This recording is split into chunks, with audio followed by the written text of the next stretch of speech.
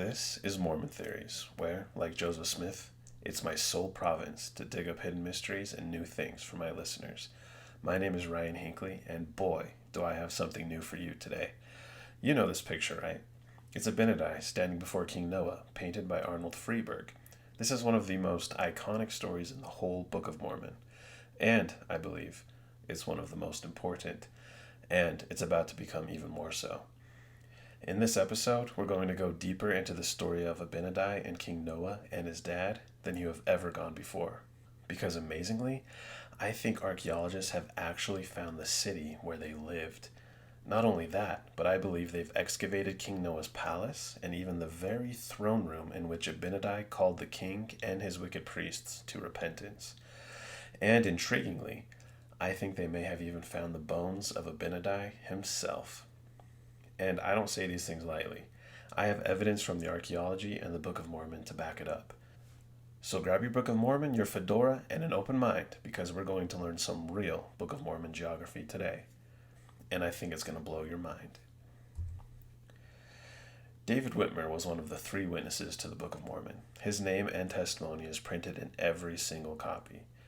While you might not think David Whitmer has anything valuable to contribute to the study of Book of Mormon geography, he actually said one of the most interesting things I've ever seen on the subject. Here's what he said. When we were first told to publish our statement, we felt sure the people would not believe it, for the book told of a people who were refined and dwelt in large cities. But the Lord told us that He would make it known to the people, and people should discover the ruins of the lost cities and abundant evidence of the truth of what is written in the book. According to David, the Lord promised 2 extremely important things here. First, that all the ruins of all the lost Book of Mormon cities will be found. And second, that there would be abundant evidence to show that what's written in the book is true. And I'm here today to tell you that what the Lord told the 3 witnesses is already coming true. The actual ruins of the cities in the Book of Mormon are being found, and there is abundant evidence to support it. What you are about to see is my research on the ruins and lands associated with the people of Zenith, King Noah, and the prophet Abinadi. And the evidence is abundant that these ruins are indeed the palace of King Noah and the place where Abinadi died. It's a fire hose of information, I admit. I've been struggling to know how to share it all effectively. It's because it's just so much, but it has to be shared. And so here I am. Please keep in mind that what you're about to see is a compilation of evidence that supports the theory that these lands are indeed where the Book of Mormon took place. Take everything I say, write, or publish with a grain of salt. In Mosiah 12, Abinadi quoted the Lord, who said, "And it shall come to pass that except they repent, I will utterly destroy them from off the face of the earth. Yet they shall leave a record behind them, and I will preserve them for other nations which shall possess the land. Yea, even this will I do, that I may discover the abominations of this people to other nations." This, of course, is talking about the people of King Noah. And yes, the record of these people was preserved in the Book of Mormon. But I also think this prophecy is referring to the archaeological record, because I believe that record has perfectly preserved everything we need to pinpoint this site as the place where Abinadi died. As we go along, you'll see what I mean. But before we begin, I have to mention that this part of the Book of Mormon is much clearer if you understand that the city, Lehi Nephi, is not the city that Nephi built around 550 BC. I know that may not sound very significant, but it has major implications pertaining to the history of the Nephites that was lost in the 116 pages. The idea of there being 2 cities of Nephi is part of what I call the hill north of Shilom theory. I recently published a video specifically about this theory, so watch it if you're interested in the details. It's Mormon Theories, episode 14. But here's the theory in a nutshell. In 2 Nephi chapter 5, we read that Nephi founds the city of Nephi and builds a temple.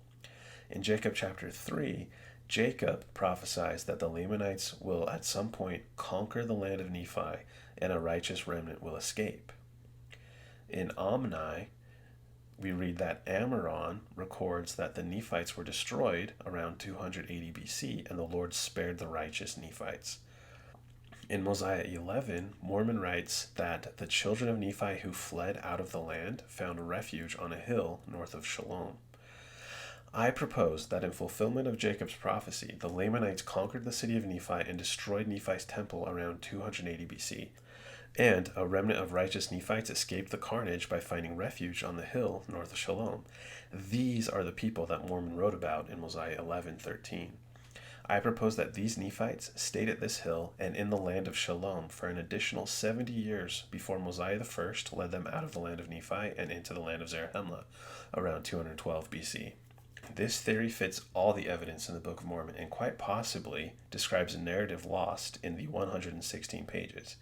If true, it means that the city of Lehi Nephi and its temple are not the city and temple built by Nephi in 2 Nephi 5. And it means that the city Lehi Nephi and the city Shilom were Nephite cities for around 70 years before the Nephites completely moved out of the land of Nephi. This is why Zeniph and his group returned to the land of Nephi, so they could re-inhabit the cities of Lehi Nephi and Shilom. The Lamanites had worked for centuries to capture Nephi's original city, and they finally did around 280 BC. It is highly unlikely they would have handed that city back to Zeniph and his crew. Think about it. Here's a visual diagram of what happened in the land of Nephi, according to the hill north of Shilom theory. Number 1 shows when Nephi moved into the land of Nephi, built his city and the temple. Number 2 shows when the Lamanites conquered the city of Nephi and the righteous Nephite survivors fled to the hill north of Shilom. That's that little triangle here. Number 3 shows when Mosiah I took the Nephites to move to Zarahemla. Number 4 shows when Zeniph and his followers returned to the land of Shilom. So, if we're trying to find the place where Abinadi died, we have to look for a land of Nephi that has an older city of Nephi controlled by the Lamanites and a smaller city of Lehi Nephi next to an older city of Shilom. We have to find in the archaeology that the Lamanite city of Nephi was an enemy state to the smaller city of Lehi Nephi, and we have to find that the dates and geography all match up. Well, in this presentation, I'm going to show you that we have discovered an ancient site that fits all of these requirements and much more. There is a Book of Mormon geography theory by Lance Weaver called the Mexican Highland Continental Model. I've looked at all the other models out there, but none of them hold a candle to this one. This is the only model that is fulfilling David Whitmer's prophecy and finding actual ruins that confirm the Book of Mormon. Today, I'm going to focus in on the part of his model that correlates with the land of Nephi. To learn more about the rest of it, check out Lance's website and some of the videos he's done on Zion Media and his own channel, which I'll link to in the show notes. It's some pretty amazing stuff. It was Lance that first suggested that the site I'm going to share with you today was the location of King Noah's palace. He sent me some papers about it, and I got researching, and I was blown away at what I read. What follows is a presentation of that research. In Lance's model, the valley of Oaxaca is the land of Nephi. He proposes that Monte Alban was Nephi's temple and his city, his original city. And he also proposes that King Noah's temple and city was located in what is now called Tilcahete. We can't adequately present the evidence for Tilcahete without first understanding the importance of Monte Alban. This is an image taken from Lance's website. It shows the hilltop fortress now known as Monte Alban. In Lance's model, this is the city of Nephi, and there is some dang good evidence that he's right about this. Not only does its construction date to around 500 BC, the same time Nephi would have been building his city, but on this site they actually found the ruins of a temple that looks very much like Nephi's temple. First of all, let's look at this temple that they found. They used ground-penetrating radar to find it. It has 2 columns, faces east, and has altars, as you can see these squares out in front of it. What they found is only a signature. The original building was destroyed. The researchers use the phrase razed and buried, and they date its demolition to somewhere between 300 BC and 100 AD. Now, this is amazingly consistent with the destruction of Nephi's temple that likely took place around 280 BC. And again, if you want to learn more about that, check out episode 14 of Mormon Theories, the hill north of Shilom. Here on the left is what the site would have looked like before the temple was destroyed, according to the archaeologists.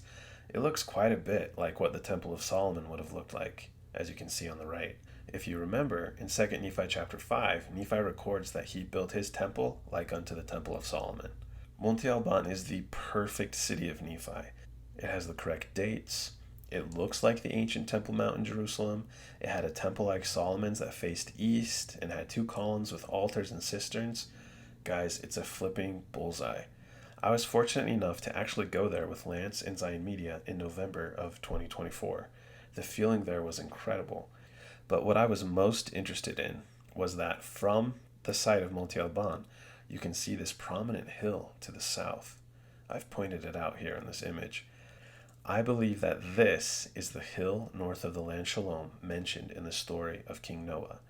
That hill is where I think Abinadi died. Here's some footage I took from Monte Alban. The hill I'm talking about is clearly visible from this spot. It's about 13 miles to the south. Remember, the Lamanites controlled this hilltop fortress and much of the valley of Oaxaca from around 280 BC onward. And, as you can see, Monte Alban is not a place that a Lamanite king would just hand over to some stranger. It's strategically in an amazing spot. You wouldn't give it up to a stranger. So when Zeniph went to the Lamanite king in Mosiah 9 asking to live in the land of Nephi, the king didn't give him Monte Alban. No, he gave him the land on the other side of that hill. He probably pointed to it and said, "You can have that spot." This hill is just as much of a bullseye as Monte Alban is, and now I have the privilege of showing you why. And so, here is how I propose that these lands match up with the Book of Mormon stories at the time of King Noah. Monte Alban was the city of Nephi, controlled by the Lamanites. It's circled in black. Teocahete was the city of Lehi Nephi and the city and land of Shilom, controlled by the Zeniffites. I've circled it in yellow. This area in blue, now called the Zimatalan Valley, was the land of Shemlon, controlled by the Lamanites. And this southern area was also likely controlled by the Lamanites, at least after a certain point. The rest of this video will have the following outline. First, we'll go over the archaeology of the site. Second, we'll talk about population and politics. Then we'll talk about the geography and how well it fits with the stories in the Book of Mormon. Fourth, we'll talk about some other interesting things, and then 5, we'll wrap it up. First, let me show you how to find this location on a map. Go to Google Earth and search for Monte Alban. It'll take you right to the hilltop fortress. There it is. Now zoom out and go to the south. Keep going to the south until you see another hill. This hill is where the city is located. Zoom in to the hill until you see a certain feature. We're looking for kind of like a triangle shape. There it is, right there. Zoom in. That triangle shape is the temple, which we'll talk about here in a second. You can also find it really easy using Lance Weaver's North American Archaeology Explorer. Just search for El Palenque. Click on that, and it will take you right to the site. It has it pinned very nicely. Zoom on in, and you will see the same triangle shape. There it is. Okay, let's delve into the archaeology. The archaeological information that I'm about to present and correlate with the Book of Mormon comes from mainly these 6 papers here. These papers are written mostly by Elsa M. Redman, Charles S. Spencer, the original excavators of this site that I'm going to show you, and also Christina M. Elson and Lacey B. Carpenter.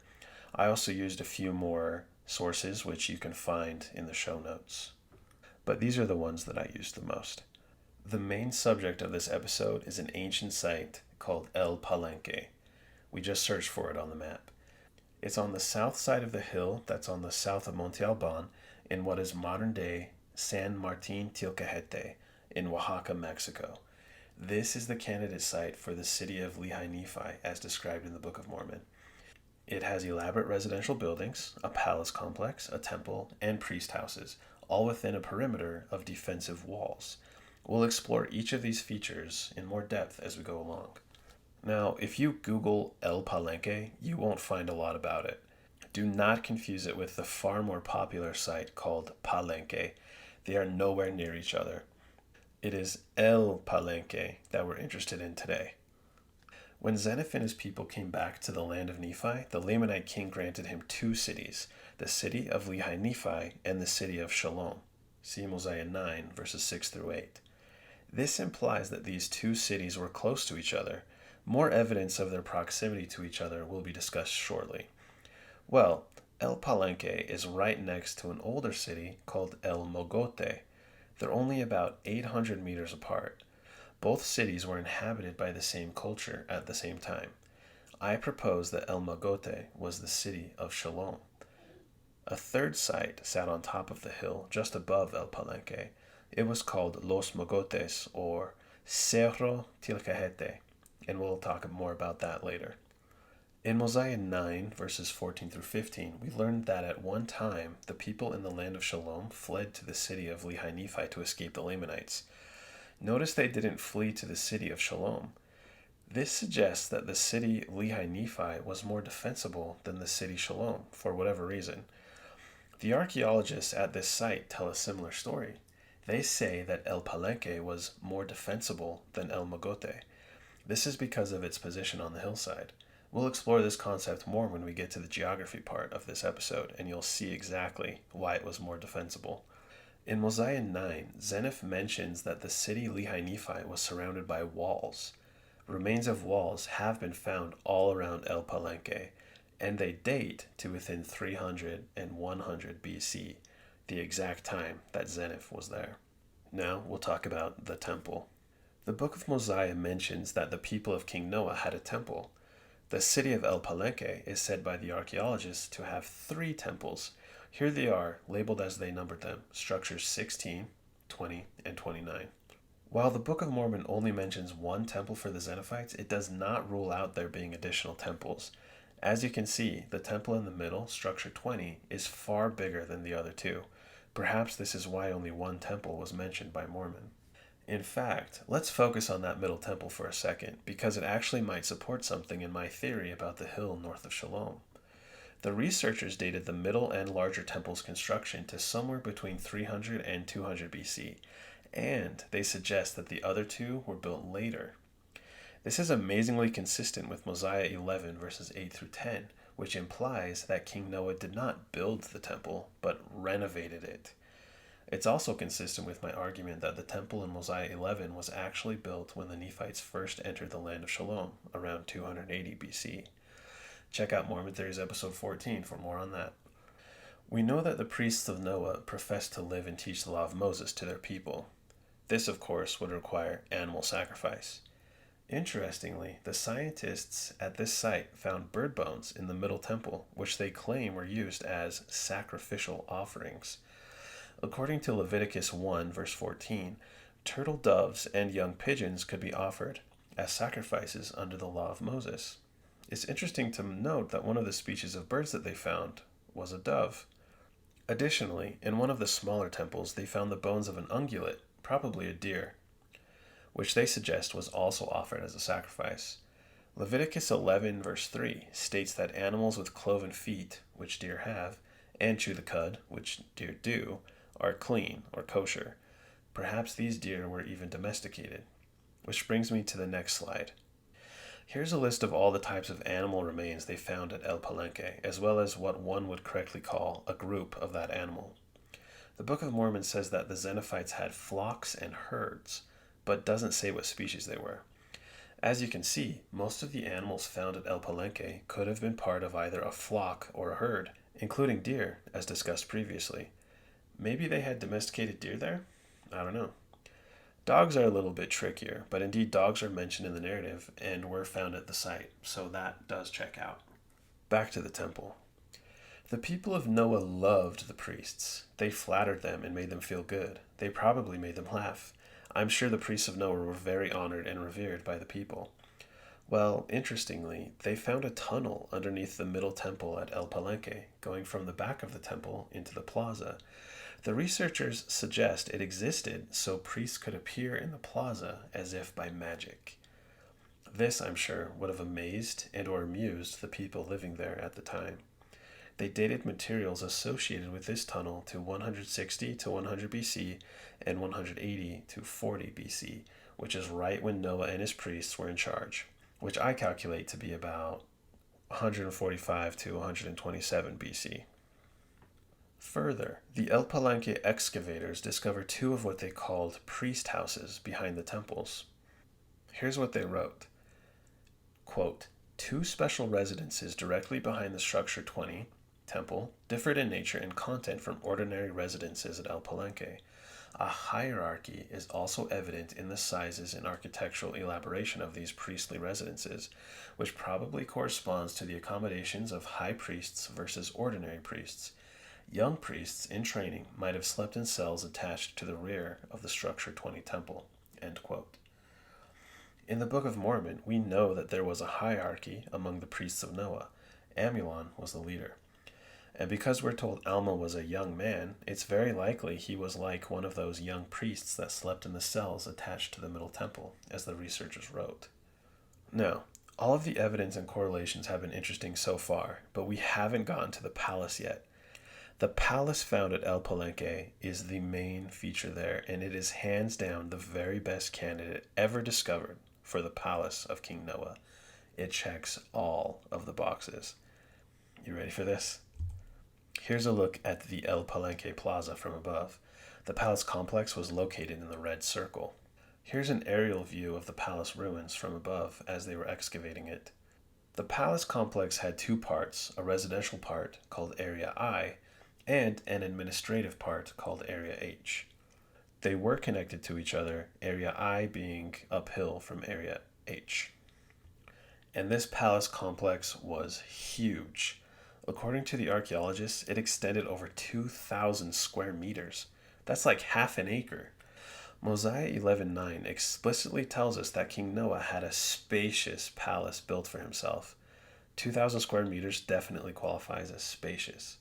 Not only that, but read Mosiah 11 verses 3 through 6, where it says that King Noah taxed the people heavily so he could support himself and his wives and concubines, and that the people did labor exceedingly to support his lifestyle.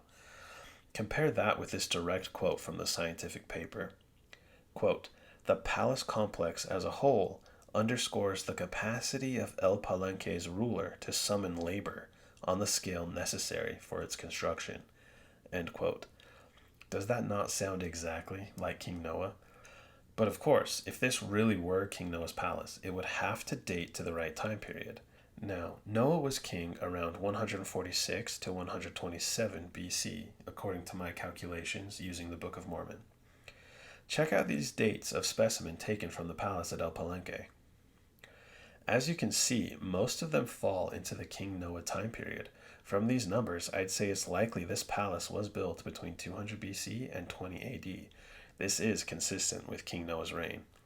Let's focus a bit more on Area I, the residential wing of the palace. This is where the ruler of El Palenque lived. As you can see, there were 8 rooms in this part. 8. If you recall, King Noah was a polygamist. He had many wives and concubines.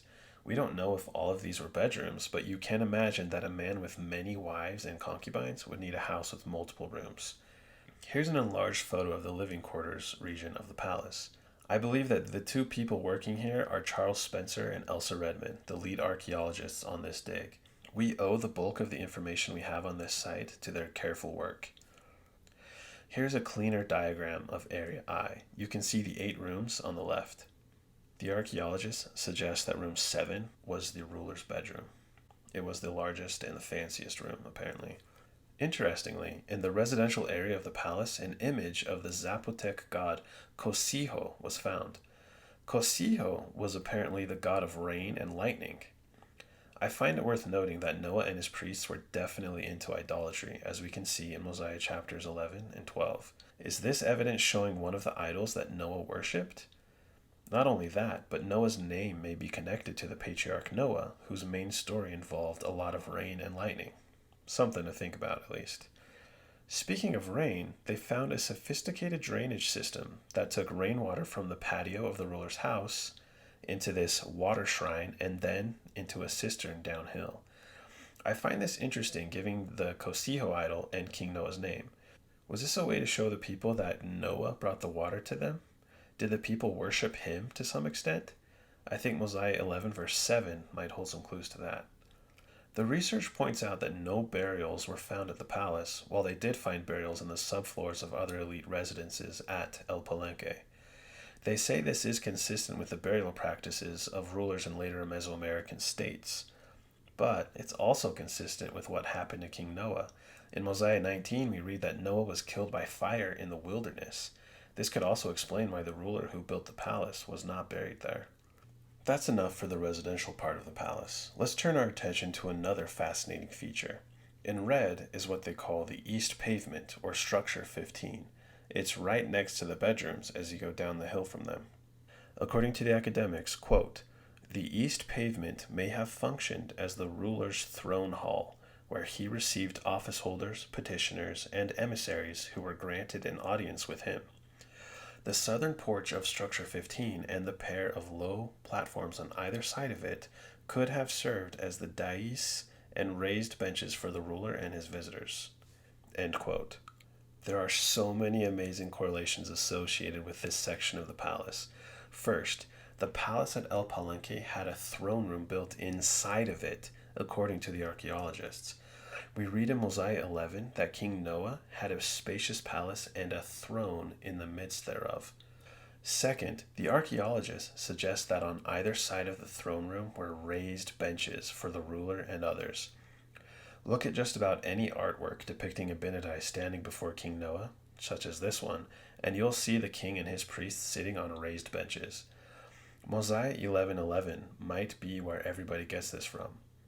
To me, it's not entirely clear whether the tall seats for the high priests were in the palace or the renovated temple, but it certainly could be interpreted to mean the palace. If so, this is a pretty stunning correlation found right here at El Palenque. Here's another look at the east pavement, circled in red, the possible throne room. And here's an actual photograph of what's left of the throne room. When I visited this site in November 2024 with Lance Weaver, I wanted nothing more than to stand on this very spot, the same spot this guy is standing on. But unfortunately, they reburied the ruins to preserve them, and weeds have since taken over, so we couldn't find it. But after analyzing the footage we took, I do think I got within maybe 30 yards of it. Maybe. You can imagine King Noah sitting up above the main floor on his throne, interrogating Abinadi standing on the stone court beneath. This is such an awesome room, such an awesome correlation, and we haven't even gotten to the most interesting correlation of them all yet. Abinadi's bones. With a question mark, of course. In Structure 15, or the throne room, were found human remains, some burned, according to the archaeologists. Here's what they said. Quote, the human remains consisted of fragments of crania, maxillae, molar teeth, and cervical vertebrae. Also, the human remains that we recovered in the palace's throne hall would be consistent with the ultimate authority that rulers of later Mesoamerican states possessed in issuing death sentences and presiding over human sacrifices. End quote. As we all know, Abinadi suffered death by fire in or close to the throne room of King Noah. Are these actually Abinadi's bones? We can't say for certain, but how crazy would it be if they were? Look really closely at the area circled in red on this drawing on the left. You'll see little B's labeled here and there, as well as a label F56. On this map, B is a brazier, which is a portable pan holding lighted coals, and F56 is described in the paper. Here's what it says.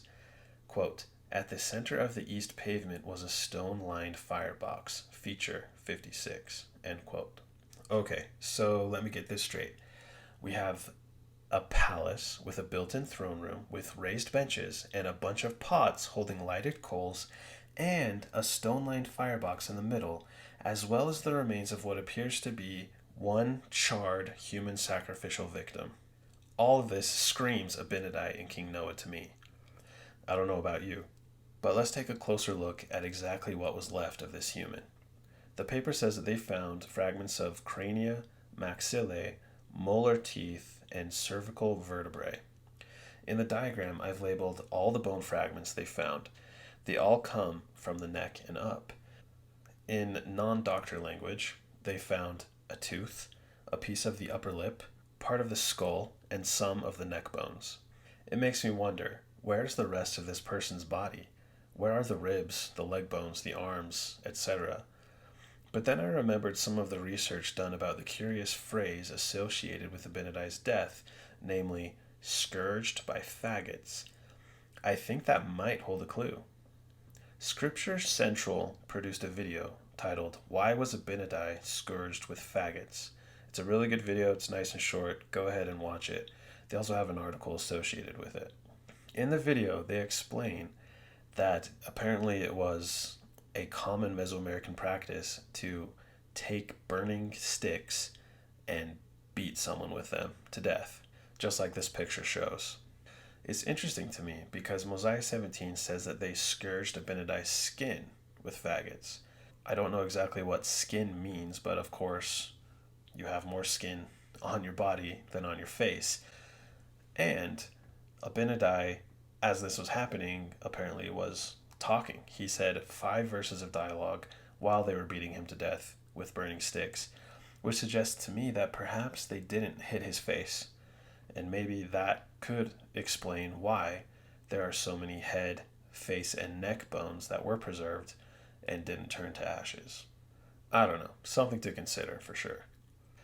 Considering all other evidence I've presented about El Palenque and its ruler's palace up to this point, you've got to admit that this is really interesting.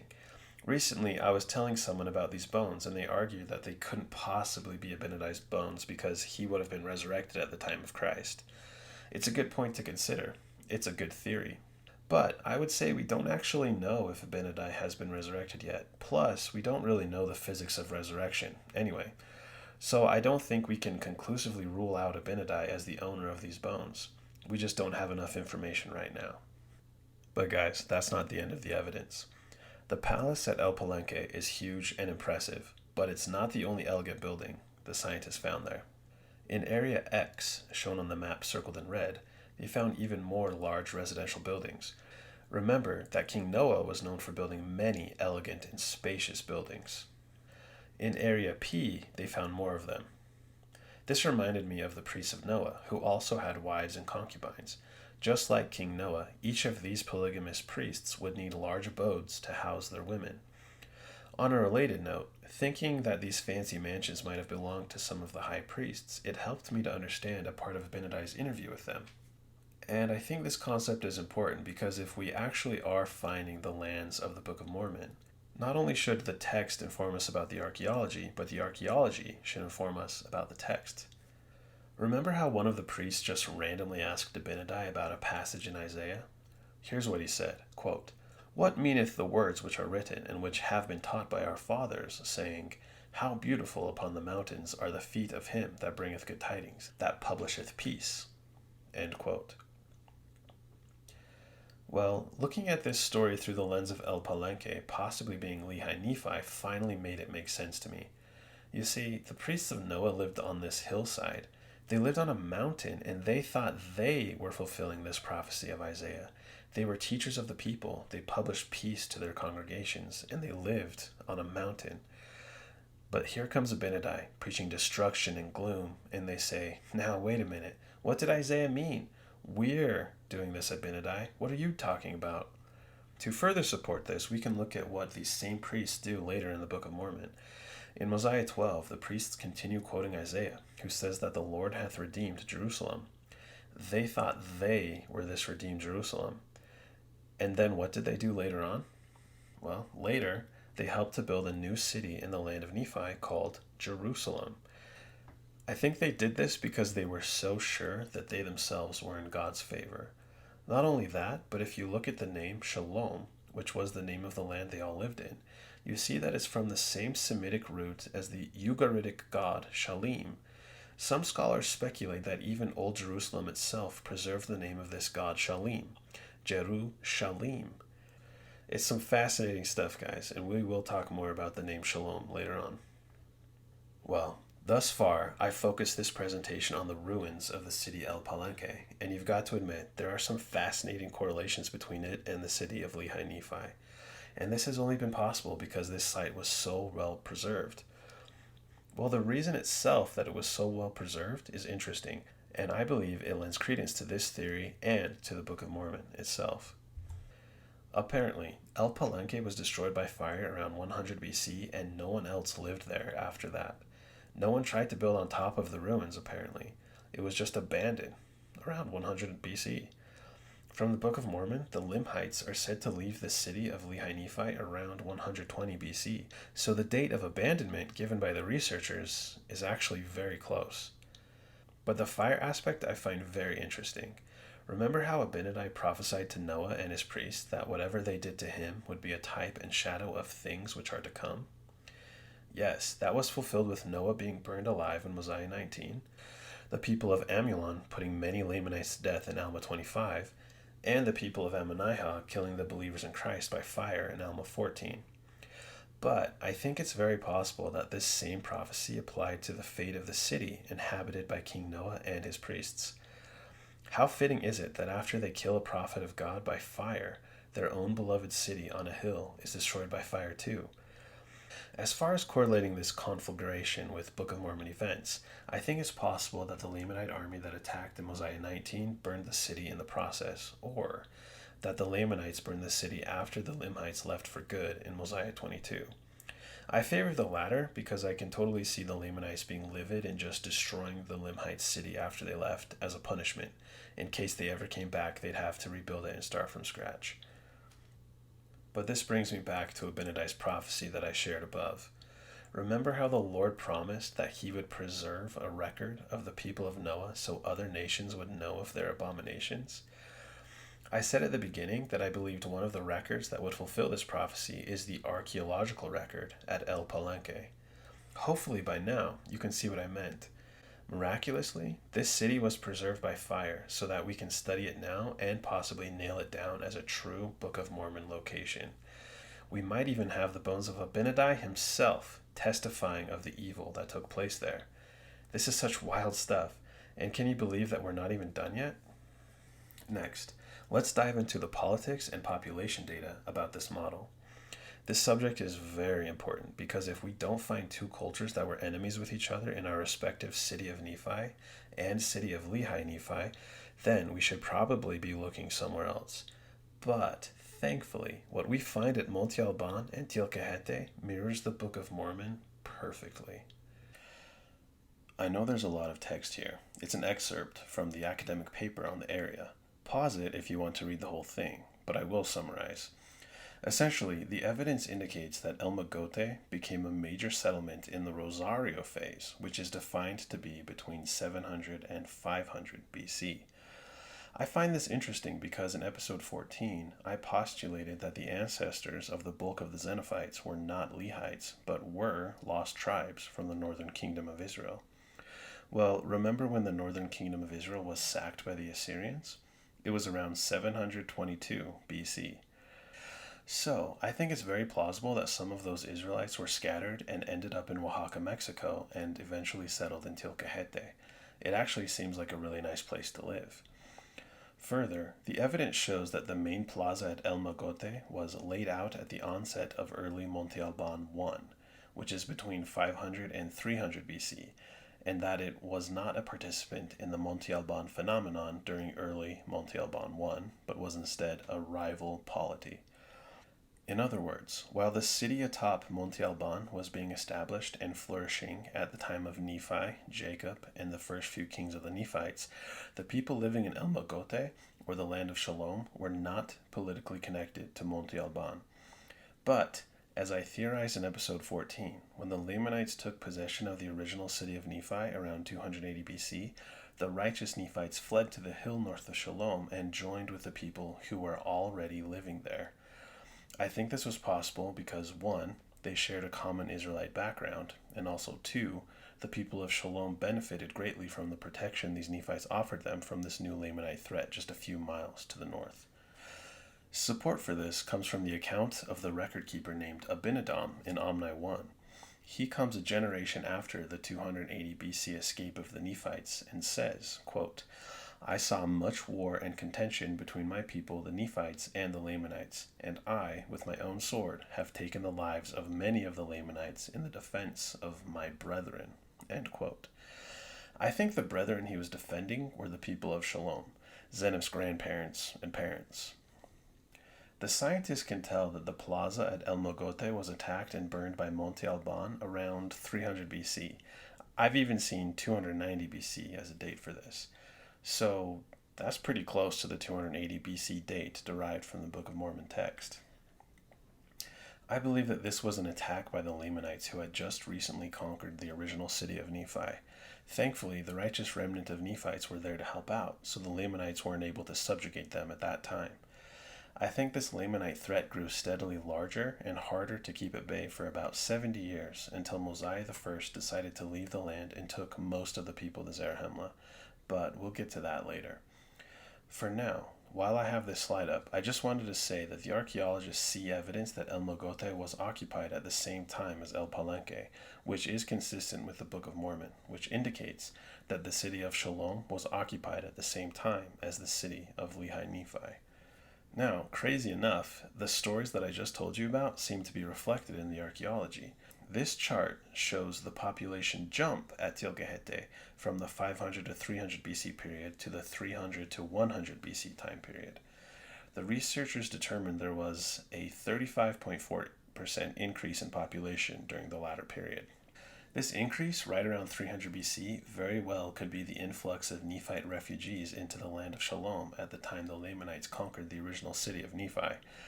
And if it's not showing that, then at the very least it could be showing the migration of Zenith back into that part of the land around 180 BC. Perhaps it shows both, and our data is not yet quite precise enough for this time period. Note that it doesn't seem to show a population decrease, which would have happened if Mosiah I took a large number of people out of that land around 212 BC. But I do think the jump in population shown here is significant. Archaeologists have broken the chronology of the Valley of Oaxaca into several periods, as seen in this diagram. They say the divisions that they made are due to the ceramics and other things that they find. When I found this figure, I was amazed at how closely it seems to mirror the timeline and migrations in the Book of Mormon. Early Monte Alban I begins at 500 BC, which would be right around the time of the second Nephite king, and the time that polygamy crept into the Nephite culture in the original city of Nephi. Late Monte Alban I begins at 300 BC, which is spookily spot on with the overthrow of the original city of Nephi by the Lamanites. Around this time, it's likely that the Lamanites conquered the Amalekites too, in my opinion. And then the Monte Alban II phase begins at 100 BC, which is very close to the time that the people of Ammon were converted and migrated out of the land of Nephi. Around this time, in the Book of Mormon, there's a regime change in the land of Nephi as well. It's so fascinating. And then we have to note the column labeled Tehuacan, which is a region that might correspond to somewhere between the lands of Nephi and Zarahemla in Lance Weaver's model. It's interesting that the early Palo Blanco period begins at around 200 BC, which matches amazingly well with the mass migration of Mosiah I and the Nephites into the land of Zarahemla. This chart is awesome. In my opinion, this is one of the most important visuals I have found in all of my research. It shows the geopolitics of the area at the times we're most interested in. The solid bold line shows the territory of whoever controlled Monte Alban at 300 to 100 BC. As you can see, Tilgahete is outside of this line, meaning they were not part of Monte Alban. The story in the archaeology is one of Monte Alban always trying to expand its borders and take over the satellite villages throughout the whole valley of Oaxaca. This is so insanely similar to the Lamanites. I don't know if you've ever realized this while reading the Book of Mormon, but the clues are all there. The archaeologists can tell that Tilgahete was politically separate from Monte Alban at the time because the two places had different pottery, suggesting they didn't trade with each other, and Tilgahete showed a paucity of obsidian, which was mined north of Monte Alban, who had no shortage of obsidian apparently. This shows that Monte Alban was cutting Tilgahete off from trade routes. Sounds like something the Lamanites would do, doesn't it? The Book of Mormon records wars between the Lamanites and Zeniffites between around 180 to 120 BC, while Tilgahete was outside of the solid bold line. After the Lamanites left the land of Shilom in 120 BC, the Lamanites took over the land, per Mosiah 24. When the sons of Mosiah arrived in the land of Nephi in 91 BC, the land of Shilom is now Lamanite territory, and there are a bunch of other territories under their control as well, which complies perfectly with this map, which shows that Monte Alban had essentially conquered the whole valley of Oaxaca after 100 BC. Show me any other Book of Mormon geography model that can account for the politics of the land like this one can. It's absolutely amazing. The word tribute appears 8 times in the Book of Mormon, and all 8 are in the story of Limhi, the son of King Noah. It is clear that after the Lamanites attacked the land of Shilom in Mosiah 19, that they put Limhi's people under tribute. They got to the point where they were even paying 50% of their substance to the Lamanite king as tribute. Well, the ruler of Monte Alban was also placing communities close by under tribute. One great example of this is the Cañada de Cuicatlan, which was just north of the valley of Oaxaca. I've circled it in red. The archaeologists determined that the people of the Cañada were conquered by Monte Alban around 300 BC and remained in a tributary relationship until around 200 AD. Now, if I were to speculate, I'd say that the people in the Cañada de Cuicatlan were the Amalekites, who we know were conquered by the Lamanites at some point. See Alma 22, verse 7. We never actually get their origin story, so I assume it was in the lost 116 pages, which of course would have covered around 300 BC. But I'll have to talk about that theory another time. What I can say now is that the behavior of the Monte Alban state after 300 BC is 100% consistent with that of the Lamanites at the same time period. Monte Alban was putting regions under tribute, just like the Lamanites did to the people of Limhi. In Mosiah 10, Zeniph recounts that he caused the people to make all manner of weapons. Note that they had to make their own. They couldn't just buy weapons somewhere. This is consistent with the archaeology, which discovered that the people of El Palenque, being cut off from the obsidian trade to the north bay of Monte Alban, as I mentioned earlier, had to make their stone tools and weapons with locally available cherts and other rocks. Speaking of rocks, I'm not a geologist, but I did want to see what kind of metal ores would have been available to the people living in Tilcahete at the time. I didn't find much, but I did find an article that mentioned there being silver, gold, copper, and zinc mines in the valley of Oaxaca.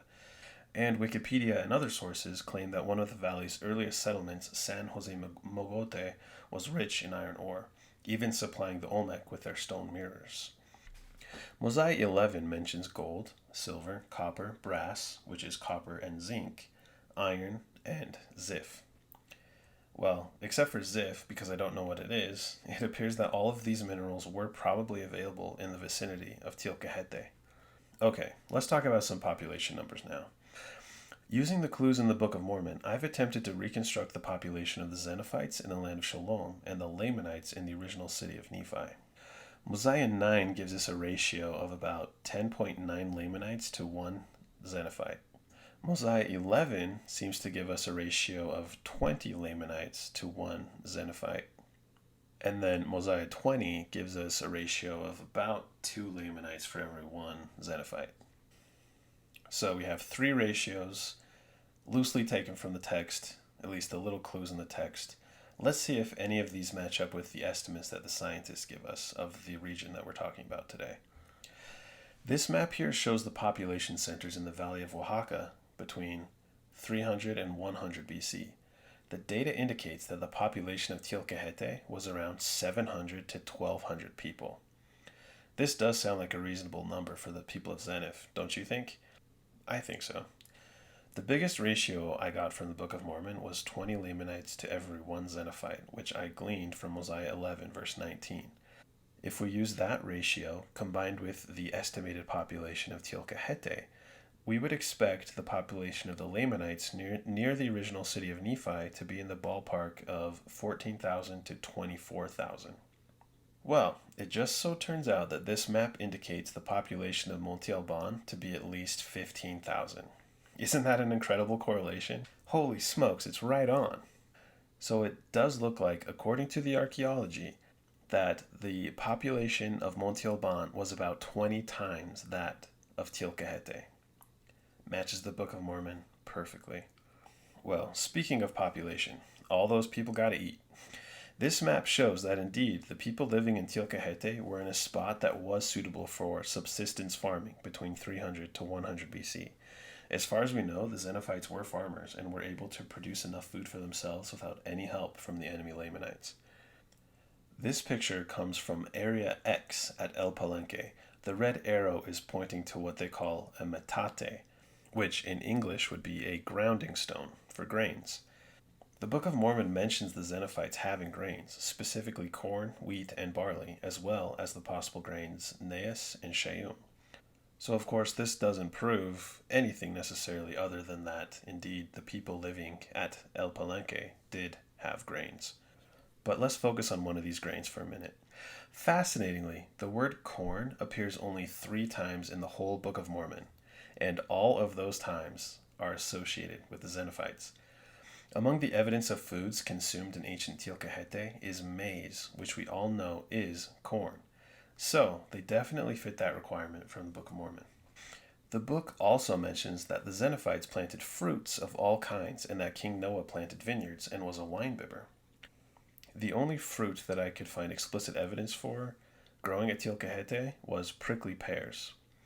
I was surprised to learn that ancient Mexicans actually made wine out of prickly pears. According to an article I found, the locals of the Tehuacan Valley, which is just north of the Oaxaca Valley, attach a legend to this wine of a city with a temple and its priests who would make wine for their kings. I'm not saying it's talking about King Noah necessarily, but it is a very interesting thing to tie to wine that's made from prickly pears, isn't it? Well, this particular wine from prickly pears is sometimes called nochocle, which is a Nahuatl word. Hopefully I said that right. Did King Noah drink no chocle? Perhaps his unusual name is a clue that he did. Ollas are a constricted mouth vessel and were found to be very common at El Palenque, even markedly more common there than at El Mogote. These ollas might have looked something like this picture. You can see these would be great for holding drinks. I find this archaeological fact very interesting due to what Mosiah 11 says, that King Noah became a wine bibber, and so did his people, because they produced so much wine. Is the fact that ollas became so popular in El Palenque versus El Mogote an indicator in the archaeology of the people of King Noah's affinity for wine? I don't know, but it sure is interesting.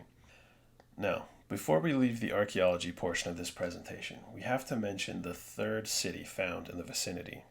When we look deeper into it, we see that it does indeed provide some support for the Book of Mormon link we've been exploring today. This third city is called Los Mogote, also known as Cerro Tilcahete. It's a bunch of ruins literally on the crest of the hill above El Palenque and El Mogote. On the right is a diagram of the structures the archaeologists found up there. Here's a better image of what we're talking about. Los Mogotes would have been in that yellow area up top. You can see how close it is to the 2 other cities.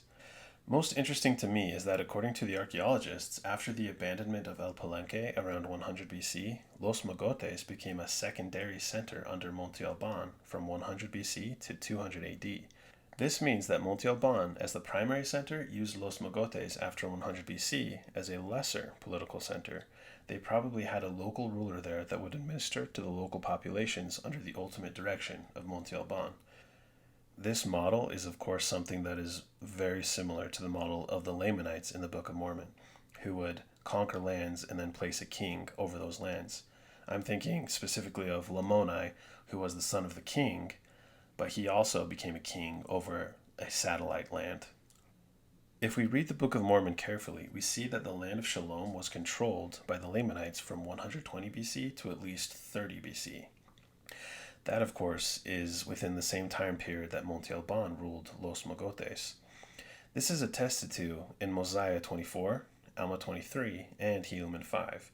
Now, Helaman 5 took place around 300 BC, and it's an interesting one because it says that the prison in which Abinadi was held was still standing 100 years later. We don't know if that prison was in the city of Shilom or somewhere else, but if we're to assume that Tilcahete is the place where these things happened, and we consider that El Palenque was essentially destroyed by fire, then we can reasonably deduce that this prison was not in the city of Lehi Nephi. I have a theory that the prison was up on the hill, in the very site now known as Los Mogotes. As I said earlier, Los Mogotes became a secondary center, or in other words, a really important city for those who ruled Monte Alban after 100 BC. This could explain why the missionaries Nephi and Lehi were thrown into the prison near the land of Shilom. It could be because the prison, which was on the top of the hill north of Shilom, was in a city that was second only to Monte Alban. It was an important place. Maybe it was the only prison in that part of the land of Nephi. Who knows? Now, interestingly, when Nephi and Lehi are in that prison in Helaman 5, an earthquake occurs that almost shakes the walls down. It even says that it felt like the earth itself would split apart. Well, the Valley of Oaxaca experiences earthquakes quite frequently, actually. It looks like there might be a number of fault lines close by. This map shows all of the 4.0 plus magnitude quakes around Los Mogotes in the past year. And in this picture, you can even see the damage done to the floor of a ruin at Zompa, which is right next to Monte Alban. So, the story from Helaman 5 is very plausible if indeed the land of Shalom is in Tilcahete. In addition to the prison being in Los Mogotes, I also suspect that the tower we're told that King Noah built on the hill north of Shalom was located there too. The red arrows in this image show where I think the tower on the hill might have been located. I think it's very possible that King Noah built the tower and possibly a prison up there, and then other buildings were built there after the Lamanites took over and realized what a great spot that was. We're told that King Noah built a tower on the hill in Mosiah 11. In Mosiah 20, we see that Limhi is able to see the army of the Lamanite king make preparations for war from a tower. We're not told what tower exactly, but I bet it was the one on top of the hill. And the fact that he saw the Lamanite king approaching suggests that he was able to see the original city of Nephi, the Lamanite capital, from this tower. Amazingly, at the top of this hill, from the vantage point of Los Mogotes, you have a direct line of sight to Monte Alban and the valley surrounding it. Here's Lance's drone footage to prove it. This explains so much about the story in Mosiah. It explains how Limhi saw the Lamanite army, led by the Lamanite king, make preparations for war. In fact, the geography of this place is a huge jackpot of evidence to support the theory that this is indeed the land of King Noah. So, that being said, let's now talk about the geography of this amazing place. In this section, we'll go through every major story in the saga of the land of Shalom and show how the geography matches every single minor detail perfectly. When I first looked into this, I couldn't believe what I was seeing. This and many other images were made using Lance Weaver's North American Archaeology Explorer. There's a link in the show notes if you want to check it out. Here are the boundaries of the lands as I propose them. We know that there was a land of Shalom and that there was a prominent hill to the north of it. This, of course, suggests that the land of Shalom is in a valley. The city Lehi Nephi is on the south side of this hill. Mosiah 11:2 informs us that from the temple in Lehi Nephi, one could see the land of Shalom and all the land round about. This is exactly what one can see standing near the temple at El Palenque, which I have represented with a triangle here. Here's an old photograph of the valley south of El Mogote, taken by Charles Spencer. As you can see, this is a beautiful place. And here's some video footage on location at El Palenque. On November 17th, 2024, Lance Weaver and I drove to El Palenque at the crack of dawn to find the ruins. Lance was manning the drone, and the video on the ground was shot by me. I believe we are the first Mormons to ever visit this site, or at least the first to visit this site with the belief that it might be the place where Abinadi died. It's such a beautiful place. I can see why Zenith and so many others wanted to come back here. It was, I believe, their promised land. Mosiah 11 verse 2 also tells us that one standing near the temple could see the land of Shalom, which was possessed by the Lamanites. Pairing this scripture with this location makes it even more probable that beyond Shalom and Shemlon, the other lands visible to the Zeniffites were not possessed by the Lamanites yet, though I think they would be eventually. But anyway, you can see that my proposed land of Shemlon extends behind the hill and out of view from the temple. This will be important later. So I would propose that the land of Shemlon looked something like this. Now, this is fascinating when you look into the etymology of the word Shemlon. The Book of Mormon onomasticon suggests that Shemlon, quote, perhaps is a derivation from Hebrew Shem-ol, meaning left, on the left hand, north, plus the ending on. This would make good sense if Shemlon were north of Nephi. End quote. Isn't it interesting that a good candidate for the land of Shemlon in this model is to the left and north of the land of Shilom? Here's a different look at the region. Rivers form pretty natural boundaries, and as you can see, my proposed lands of Shilom and Shemlon are bounded by rivers. The Atoyac River separated Shemlon from Shilom. I think Shemlon might have extended over a small inlet there to the north, but was bounded by a more northern river. Shilom is the Ocotlán Valley, and Shemlon is the Zimatalon Valley. These are their official names today. Let's pause for a moment and look at the word Zimatalon. Maybe I'm looking too deep into it, but what the heck, let's have some fun. The word Zimatalon seems to me like it could have been derived over time from the word Shemlon. Check this out. You could go from Shemlon to Shemalon to Shimalon to Shimalan to Zimalon to Zimatalon pretty easily, I think. But what do you guys think of that? I don't know, I'm probably crazy, but at least I do have fun. Okay, now let's go through some of the specific stories in the Book of Mormon that took place in the land of Shilom. This will prove to be a very valuable exercise, I think. First, we have the highly likely possibility that a remnant of righteous Nephites fled from the destruction of their original city of Nephi as the Lamanites were conquering it around 200 BC and found refuge on the hill north of the land Shilom. El Palenque is about 13 miles from Monte Alban and is on a relatively safe location afforded to it by the hill, so this journey is entirely possible. The arrow in white is a very plausible path for these Nephites to find somewhere safe. Remember, Shilom itself might mean peace or safety. It would have been around 212 BC that Mosiah I led his people from the land of Shilom to the land of Zarahemla. The Book of Mormon only says he took them out of the land of Nephi, but hopefully it's clear now that Shilom is in the land of Nephi, which in this model is the valley of Oaxaca. In Lance Weaver's model, the Rio Balsas is the river Sidon. It's this large river you can see here. Here's what a section of this river looks like in real life. We actually went there the same day we visited El Palenque. We caught the sunrise at Noah's Palace and sunset at the river Sidon. Needless to say, it was a very good day. Fascinatingly, Jerry Grover translated the characters document to say that the Nephites exited over the mountains, and they traveled over the mountains for 11 days and then downriver on the east side of the river Sidon for 80 days until they got to Zarahemla. As you can see, leaving Teal'c and going over the mountains in this direction leads you precisely on the east side of Lance's River of Sidon. I haven't tried to calculate how long it would take to walk from Teal'c to Lance's land of Zarahemla, which is the Cholula area, but I can imagine that Grover's numbers are quite reasonable in this geography. Okay, so about a decade after Zenith settles in the land of Shilom, the Lamanites attack. I date that attack to about 168 BC.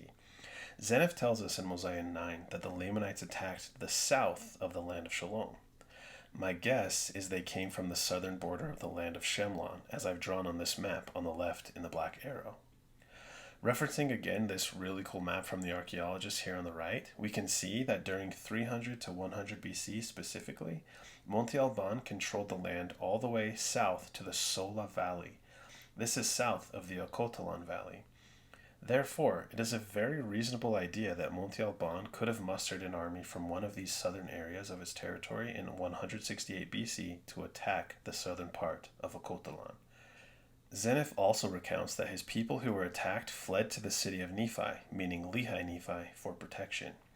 We've already established that El Palenque was in a more defensible spot than anywhere else around this area, so looking at the geography, somebody living in the south of this valley would naturally retreat northward to the hills for safety. It's a perfect fit, but it actually gets even better than this. This map of the Oaxaca Valley shows the rivers that existed back then. Zenith said the people who were attacked at the south part of the land of Shilom were watering their flocks. Well, look at that. There was a river right there at the south of the Ocotlán Valley. It was definitely a good place to water their flocks. Here's another map showing the areas in Oaxaca that were farmable. I've labeled El Palenque and the Ocotlán Valley. As you can see, at the south end of the valley, there's a darker shade of gray. According to the key, this indicates that while most of the valley was, quote, rainfall dependent, this southern area was land with access to occasional supplemental water. In other words, this would have been a great place, if not the only place, to water your animals. Once again, another amazing correlation to this geography model. Around 146 BC, the Lamanites attacked the people of Zeniph again, but this time they were ready for them. According to Zeniph in Mosiah 10, he had sent his spies round about the land of Shemlon. It's a curious phrase, but this geography actually explains what he might have meant. See this red arrow I have coming from Lehi Nephi and bending around the hill? I think this might have been the route his spies took. They could literally go round about the hill and round about the border of Shemlon at the same time. Another thing that happened during this battle was that Zeniph caused the women and children to be hid in the wilderness. I'm not sure what wilderness means, but I've drawn this white arrow to theorize that they left the city and hid in the hills to the east. These hills, actually. I took this photo from El Palenque. I definitely think there would have been great hiding spots up in these hills. But one of the more interesting details about this event is that Zeniph says the Lamanites came up on the north of the land of Shilom. I've drawn their plausible path with a black arrow coming from Monte Alban. It's crazy because in order to attack from the north of this valley, from Monte Alban, they literally would have had to come up the back side of the hill. Here's a view from the back side of the hill, kind of what it would look like from Monte Alban. As you can see, they definitely would have had to climb up that hill to get to El Palenque from this direction. It was not an easy place to attack. Imagine having to climb up a large hill right before fighting your enemy on the other side. It would have been exhausting, and this was even the shortest part of the hill. This model explains like no one else can why Zeniph wrote that the Lamanites had to come up to battle. Here's a map showing the terrain the Lamanites would have had to climb to get to El Palenque from the north. As you can see, it was quite a hike. Further, Zeniph writes that he and his army did go up to battle against the Lamanites. If the Lamanites took the easiest route over the hill, they would have shown up about where I put this black arrow. The black horizontal line I drew shows the vertical position of where the Lamanites would have appeared relative to the positions of El Palenque and El Mogote, which I've circled. No matter which city Zeniph was starting from, he'd still have to go up himself to meet the Lamanites at the crest of the hill and fight them there to keep them out of their land. Can you see how perfect this place is for these stories? In Mosiah 19, a guy named Gideon is ready to overthrow the government, so he chases King Noah to the top of the tower near the temple. From this vantage point, Noah sees a Lamanite army approaching from the land of Shemlon. Then he gets his people to head for the wilderness for their lives. The black arrow shows the path of the Lamanites. The white is the path of escape for the people of Noah. Here's a view of what it would have looked like from the tower. At this location, suddenly it makes sense why Noah had to cast his eyes round about towards Shemlon, because the hill itself is blocking a lot of the view of Shemlon from this spot, as you can see. Only the southern tip of Shemlon is visible. Even still, it says the Lamanites were already within the borders of the land, and this perch allows a view of the very spot where the borders of Shemlon and Shilom meet. Now you can understand how Noah was able to see the Lamanites coming. It's pretty cool. This view shows us some plausible escape routes taken by Noah's people as the Lamanites were closing in on them, as described in Mosiah 19. The wild hills weren't too far from the city, so this was their best bet. If you recall, Zeniph had hid his women and children in those same hills years earlier. In Mosiah 20, the priests of Noah, who had been camping out in the wilderness since the Mosiah 19 battle, see a bunch of Lamanite women dancing, then kidnap them and take them into the wilderness.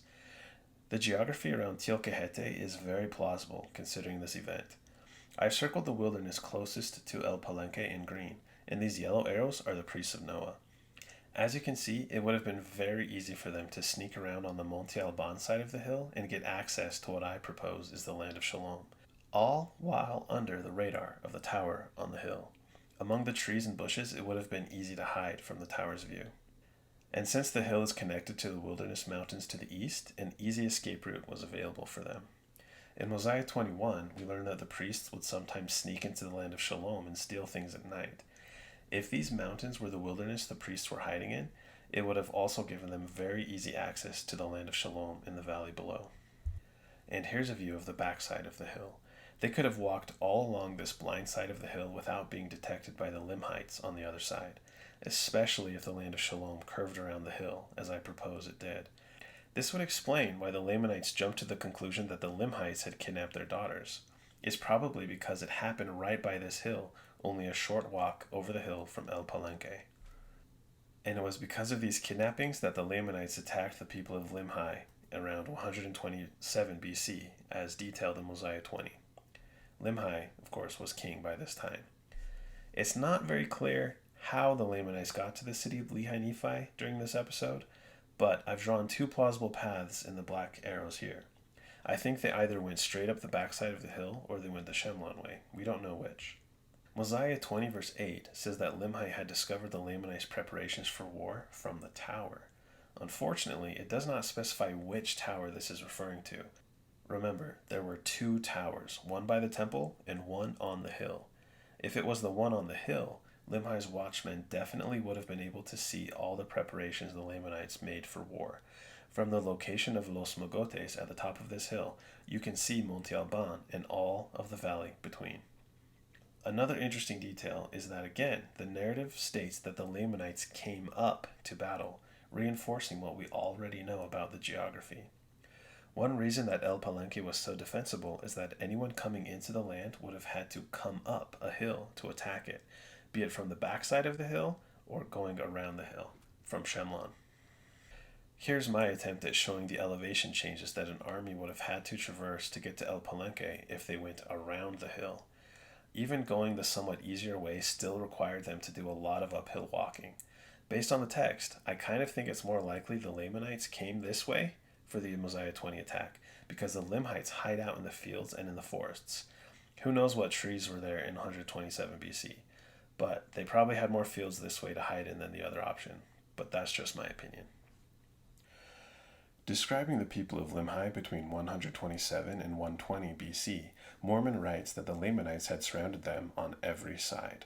Looking at this model, you can see how these guys were definitely surrounded, with Monte Alban in the north and Wilderness Mountains on the east, with more Lamanites on the other side, and with Lamanites in the land of Shemlon to the west. Add in whatever cultures were to the south of them, which probably were being conquered by the Lamanites at the same time, and they would have been surrounded on every side. I think I spoke earlier about Monte Alban cutting Tilkehete off from the northern trade routes. This explains why the people in Zarahemla had heard nothing of the Zeniffites since they left. The geography and politics of this region support Mormon's statement in Mosiah 21 very well. Now, let's consider the mysterious story where Limhi sends 43 men to find the land of Zarahemla. Based on the geography, I think it's very possible that these guys took boats from Tilkehete downriver on the Rio Atoyac and ended up in the Pacific Ocean with the hope of finding the mouth of the river Sidon, or Rio Balsas, and then taking that up to Zarahemla. I think this was their plan, but true to Abinadi's words, their ways were hedged up, their doings became a stumbling block, and they were afflicted and got lost for several years. They might have even been blown way off course by a whirlwind or a typhoon, or whatever they call that in the Pacific Ocean. Who knows? You see, all of these afflictions were promised to the people of King Noah if they didn't repent the first time Abinadi came among them. Well, guess what? Nobody repented the first time, so even though many of them repented later, they still had to suffer the consequences for disobeying God's voice. Of course, the idea that the 42 men tried to reach Zarahemla by boat is just a theory of mine, but I think it fits this geography pretty well. Well, this is all fascinating because Jerry Grover's translation of the characters document says that these 43 explorers returned upriver on the river of Lamanite possessions. Well, the Rio Atoyac flowed south from Monte Alban and past Tilkehete. It would have worked great for these explorers to return on the river, coming upriver if they came from the ocean to the south. I don't actually know if the Rio Atoyac is navigable, especially that in that direction, so if you know better, please correct me in the comments. This map gives us a better illustration of why the Atoyac River might have been called the River of Lamanite Possessions. Remember, the Lamanites eventually conquered the whole land of Nephi and were likely based in the original city of Nephi, which was very likely Monte Alban. Look at how all the rivers in the Oaxaca Valley converge on Monte Alban before flowing out to sea. I'm sure that river would have been used to transport goods and possessions for the Lamanites living at Monte Alban. It makes perfect sense. It was around 121 BC that Ammon and his group of strong men went searching for the land of Lehi Nephi. The text of Mosiah 7 says they wandered many days in the wilderness. My guess is that the wilderness at this time was referring mostly to the mountainous regions that were hard to settle in. You can see from this map that one could come from the north and circumnavigate the Oaxaca Valley by keeping to the mountains and still end up in Tilcahete. This would have kept them undetected by the Lamanites. The text of Mosiah 7 says that Ammon and his men came to a hill north of the land of Shilom. It's interesting that it says a hill and not the hill. I think this is a clue that there were other hills to the north of Shilom besides the one true hill that Lehi Nephi was built upon. In this picture, you can see some of the other hills that Ammon could have come down from. They're still to the north of the land of Shilom, and they're still the wilderness. It's very plausible, I think. Okay, and now we get to our final event. It's 120 BC, and the Lamanites are getting ready to leave the land of Nephi for good. In Mosiah 22, Gideon suggests they escape through the back wall and then travel around the land of Shilom. I've drawn here a possible route they could have taken. And here's an aerial view showing them going around the land of Shilom and bending their course. If they had gone the direction as shown here, they would have been pointing west by the time they got to the south of the land, and then would have had to bend their course a little bit northward around the land of Shemlon and over the mountains to get to Zarahemla safely. Fascinatingly, once again, Jerry Grover's translation of the characters document provides some support for this geography model. Look at what it says about the Lamanites when they left the land of Nephi. Quote, after their return upriver, 7 years later, the Lamanites traveled west, bringing the pure gold jaredite plates to Mosiah II, which he translated. End quote. Holy cow, it's so spot on. Well, I know this video has been long enough, but we're still not done. There are a few more interesting things that I believe support the theory that El Palenque is the city of Lehi Nephi, and I just couldn't leave them out. First of all, there's a couple intriguing little facts pointed out in the paper about the palace that link the people living in El Palenque to another site near the Oaxaca Valley called Monte Negro. Apparently, the style of some of the braziers used in the palace was also found at Montenegro, and Montenegro also exhibited a complex drainage system, just like the palace did. Viewing El Palenque as the city Lehi Nephi and the valley of Oaxaca as the land of Nephi, we can find an explanation for the link to El Palenque and Montenegro from the Book of Mormon. Mosiah 24 tells us that the Lamanites had taken possession of many cities and that the priests of Noah later gained the favor of the Lamanite king and were appointed as teachers over the whole land of Nephi. As such, they would have spread their influence, architectural knowledge, and their taste of braziers. Curiously, the excavators found evidence that 3 separate work groups built the palace. They made their adobe bricks differently, but they were all part of one overall effort to build the ruler his mansion. I'm not sure what it means exactly, but I couldn't help but wonder if this can inform our reading of the Book of Mormon. I theorized that perhaps there were 3 different cultures melded into one in the land of Shilom. You have the Zeniffites, which I argue were not Lehites originally, but were Israelites. I've provided some evidence for this in Mormon Theories episode 14, and I'll share a bit more in this presentation. And then you have the Nephites, of course. We can see in Omni that some of the Nephites did go with Zenith up to the land of Shilom. And then you have the Lamanites. Remember how in Mosiah 9 the Lamanite king commands his people to move out of the land of Shilom so Zenith can re-inhabit it? I wonder if some of them stayed put and liked Zenith enough to go along with the ride. And I wonder if this is why there were 3 temples at El Palenque, one for each culture or religion. I don't know, it's fun to speculate. There are so many mysteries in the Book of Mormon that need to be solved. Next, I think that the name Shalom itself might actually be a clue that El Palenque and El Mogote are indeed the real locations described in the Book of Mormon. Shalom comes from the same Semitic root as Shalim, a Canaanite god. He was the son of the goddess Asherah. Again, this might point to some connection to the northern kingdom of Israel, because they were into idolatry, and especially Asherah, as you can see from 2 Kings 17, verse 16.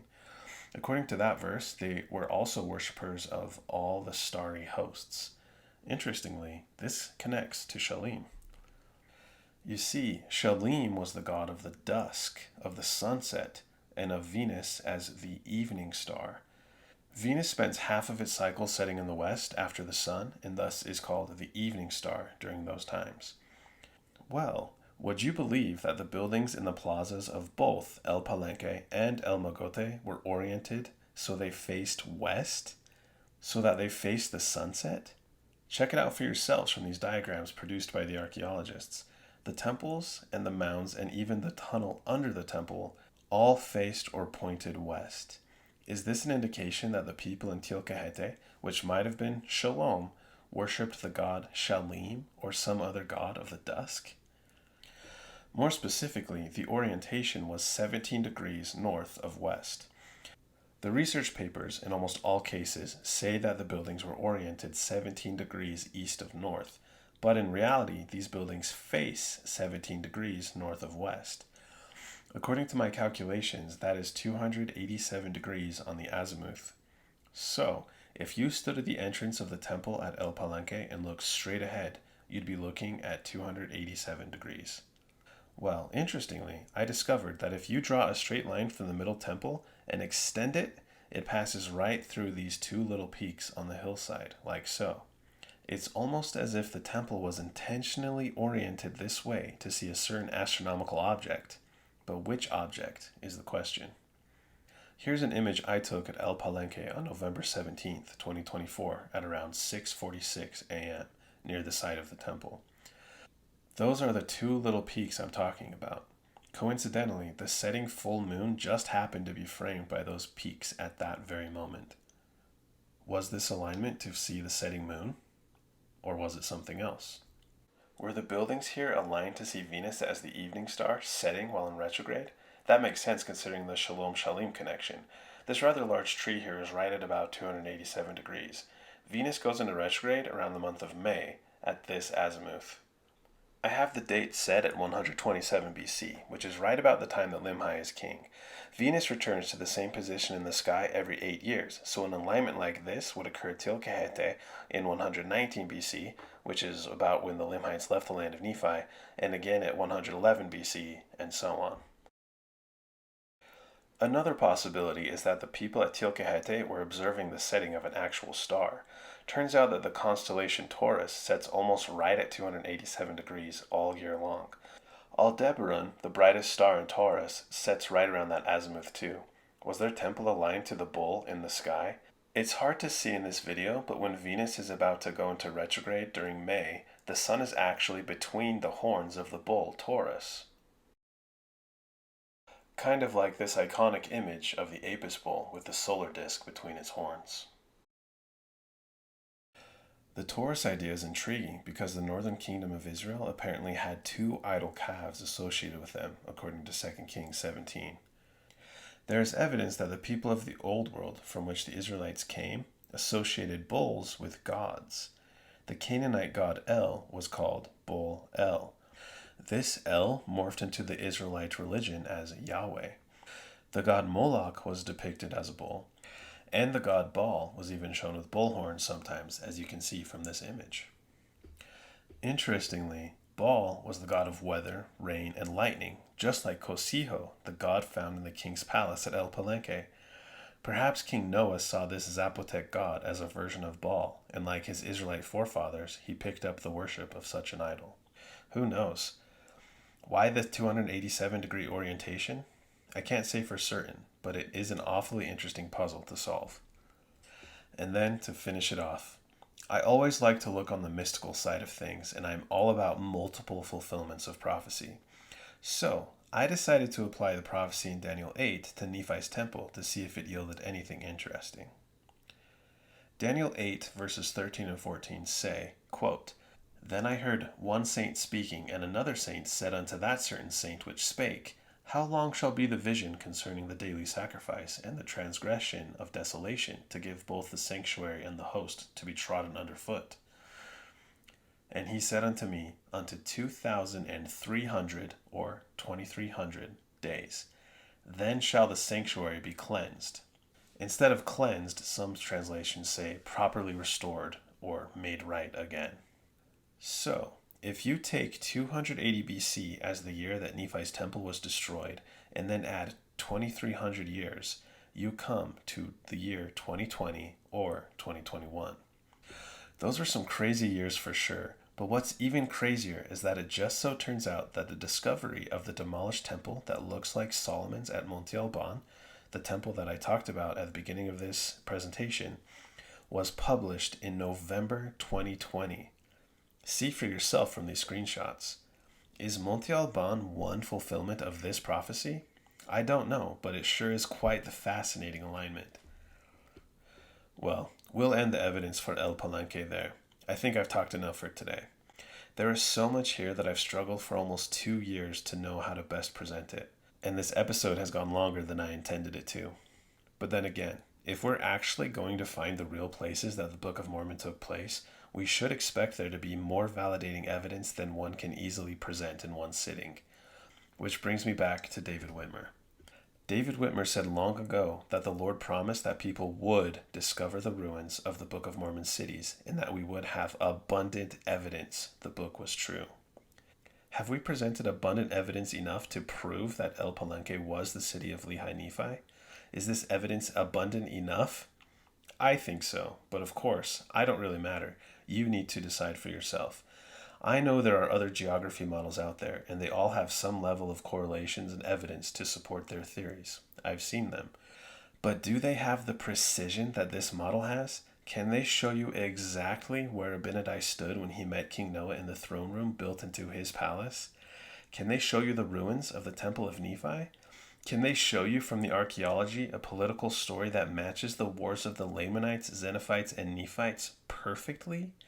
Can they show you a geography that explains every little detail in the story? Maybe it's time we start to give Lance Weaver's Mexican Highland Continental model a serious look, because he's found just about every major city in the Book of Mormon. And if he's right about them, then the correlations, like for this site, are just going to keep pouring in.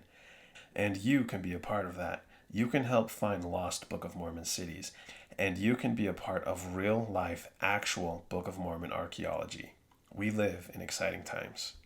For more fun content, videos, and podcasts like this, find me on X, YouTube, or Facebook at Mormon Theories, or on Spotify or Apple as the Mormon Theories Podcast. There is a lot of really interesting stuff out there, and you won't want to miss it. Get all the good in the world and come out a pure Mormon. I'll see you next time.